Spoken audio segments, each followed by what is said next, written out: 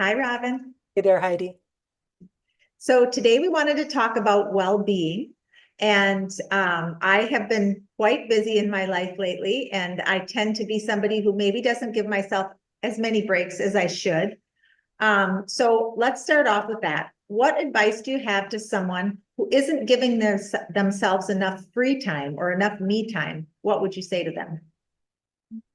Well, what's going to happen in any area of your life when you become unbalanced, you're going to have some situations or circumstances that are going to come to you that aren't going to be to your satisfaction or what you prefer to have in your experience. It's very important to understand everything is about balance.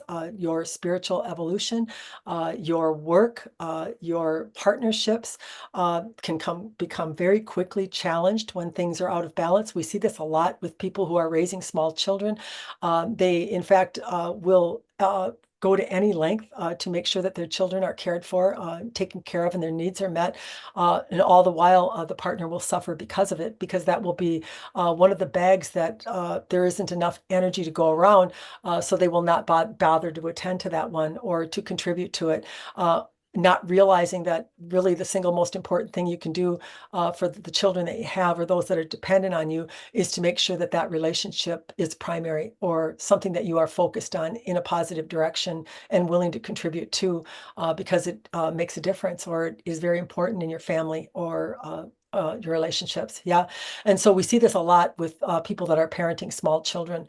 They tend to the squeaky wheels and then they seem to leave their own wheels without any grease, yeah, or without spending any time or effort in that direction. So it is important to balance and to know that the relationship will start to suffer. And if that relationship suffers, it will be a trickle down effect and it will start to affect other areas of your life, including those of your children and your jobs. Yeah. Mhm, mhm. So when someone is busy, it's hard to get them to see what you just said, and take that time. But there are studies out there, even in the world now, that suggest people who work less days a week become more productive in those days than if they extend their work week out longer. So other than those types of things, what other benefits could someone see by, even though they're busy, just stopping what they're doing and moving to doing something fun or enjoyable? Well, it comes back down to self-observation or the ability to observe yourself in the way that you're feeling. Most of the people who are having problems in their relationships, if they're raising small children or if they're working long hours, they're feeling a lot of negativity, and they may be snappy in their exchanges. They may be stingy with their time. There may be lots of bickering or arguing about duties, but they are unconscious. They are not really focused in a way that they are paying attention consciously to the feeling that they have.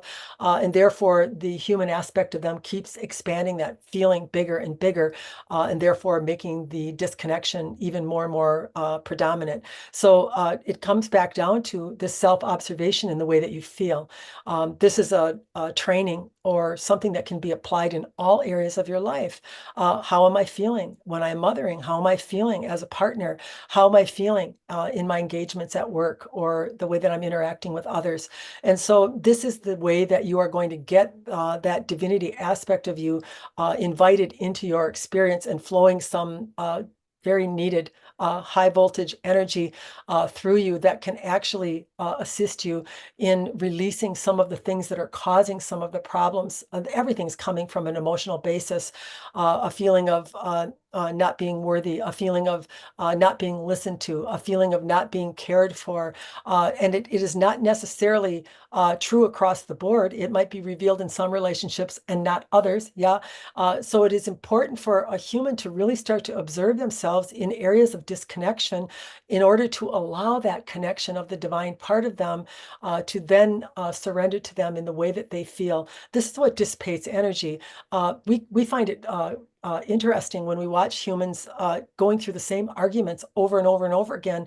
And we have done some written transmissions on our Athena Universe site about how can you expect to do the same thing over and over and get a different result?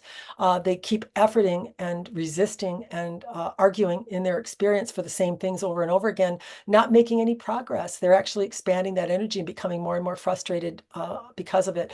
So it's really important to understand that the outside view that you are getting is coming from an inside emotion that you are holding. And it's really difficult for humans to believe that that this isn't justified. I have a husband that's not helping out. I have a man that's not getting up in the middle of the night, or perhaps someone at work is talking behind my back. So I have this justification. I have this identification with something that makes something outside of myself the reason for how I feel, when in fact I would never be in those relationships or in a job that I was not having a satisfying experience if I didn't already contain some energy in me that was being revealed to me through those exchanges. That's what's happening. We made the statement before that you're basically living a life alone. You can think that it's about someone else or a circumstance or situation, but it really isn't, because everything that you're holding within yourself is revealing to you an experience that you're having. So it's really important that you get this understanding that you are the creator of your experience, and nothing is true unless you decide it is, and therefore you will be getting a mirrored result of it. But what we can't understand is when you don't like the mirrored result, why would you continue sending out that same signal over and over again?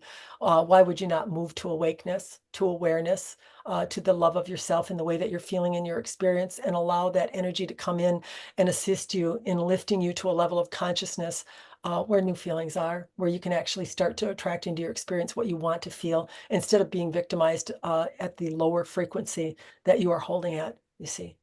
Yeah. When you were talking, I don't know why I was reminded of this, but uh, my husband and I were playing pickleball, and as Robin and her husband know, sometimes there's some bickering that goes on when their partners on the pickleball court. And Robin always wants to have Dave adopt the compliment only rule, which I've also tried to do with my husband, but it seems like men always are more chatty at what we're doing wrong. And so I came home last week. My well-being was not in a good place. I was a little angry because I felt like I was told every minute, oh, you did this wrong or you did that wrong. And I had such a good laugh when I get home because I was expressing myself and saying what I didn't want to have in my experience. And then I said, because of Athena, I said, instead of saying, you make me angry right now, I did say, you're making me angry right now, but I know this is my anger, that I contain it. And I'm really mad right now. And I am going to be really living in my anger right now because that's how I feel. And it actually felt very good. And it actually made me laugh after I said that. So that was good advice. Yeah, yeah. Yeah.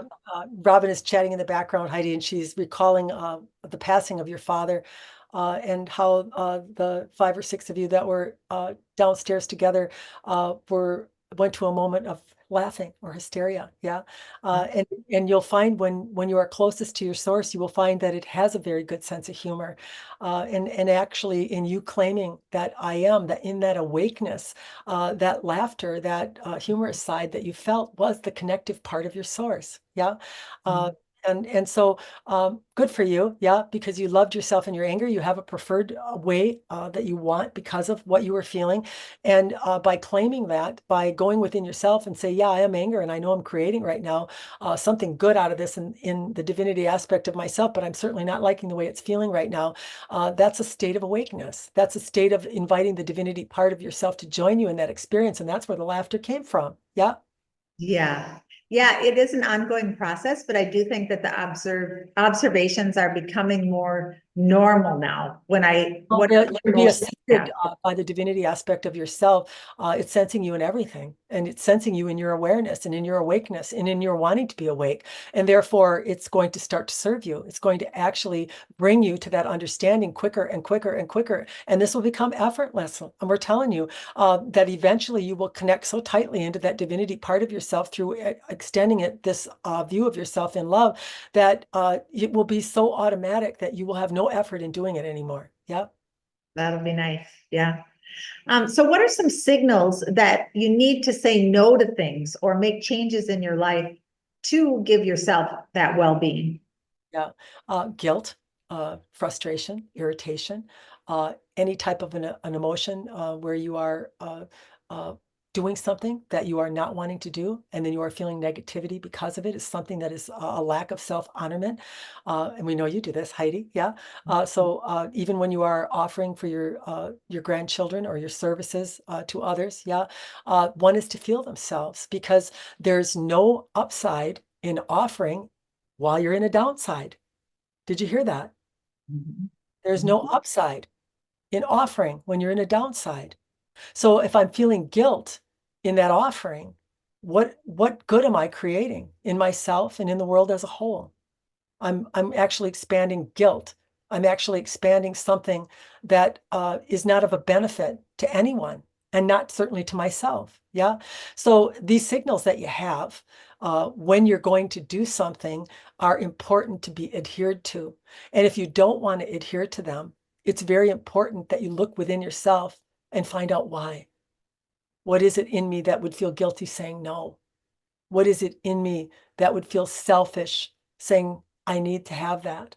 And to look at that emotional basis that I am carrying that is actually creating its suffering or creating experiences to me that make me feel very unfulfilled and not appreciated. And it's one of the reasons that I don't want to offer. Yeah. So look behind the emotion for the signal or what it is that is bringing up guilt. Why can't you move to self-honorment? Why can't you say, I need a day to myself? This is not good timing for me. Yeah. And to feel in your power as you do it, or justified in doing that. Yeah. Right. Okay. Um, I know you've mentioned this before too, but we just want to cover our bases here on this subject. So how do you best soothe yourself when you're sad, when you're ill, when you're angry, when you're having all these emotions that don't feel good to you? What's the best way to soothe yourself? Yeah. Once you get the full understanding that if I am moving to any type of a blame or a condemnation, that a certain circumstance is true, that a person has caused me to feel a certain way, I'm creating unconsciously and suffering. That's what I'm actually doing. So what the best thing that you can do is, when you feel an emotion that is tough or something that you would deem as negativity, that you move to awakeness, that you move to, this is mine, this is my creation, this is my signal that I am sending out to create my experience right now, something that I do prefer. And so therefore you are moving your attention or your focus off of blaming someone else. The universe will expand that energy if you do it. If you do any type of blaming, any type of thought process that a circumstance or situation is causing you to feel a certain way, the universe will expand that suffering so that you release it, so that it can flow to you what the creation is because of that, because everything is being lifted. And there are some wonderful experiences that could be had. What's going to happen as you get better and better at viewing yourself in the way that you're feeling and being accountable for the creator that you are going to rise in consciousness. That love acceptance, or that flow coming into you starts to lift you up to a new level of consciousness where new choices are available. And you start to create better and better feeling ways in your experience. So it's not like you're going to be creating and suffering forever.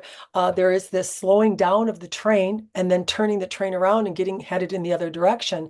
So you kind of have to weather that momentum that you have going, that you've been creating and suffering. And then you do that by gradually noticing and being aware of how you feel.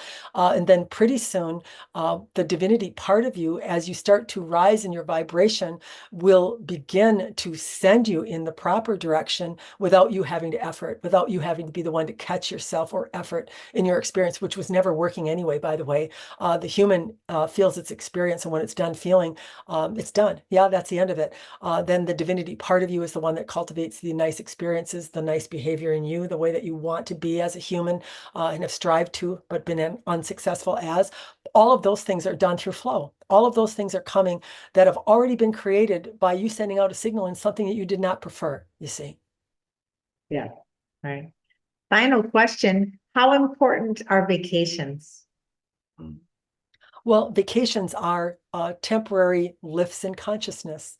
One leaves their old level of consciousness, their suffering, their problems, their arguments, their aches, their pains, whatever it is that they were focused on at a lower level of consciousness.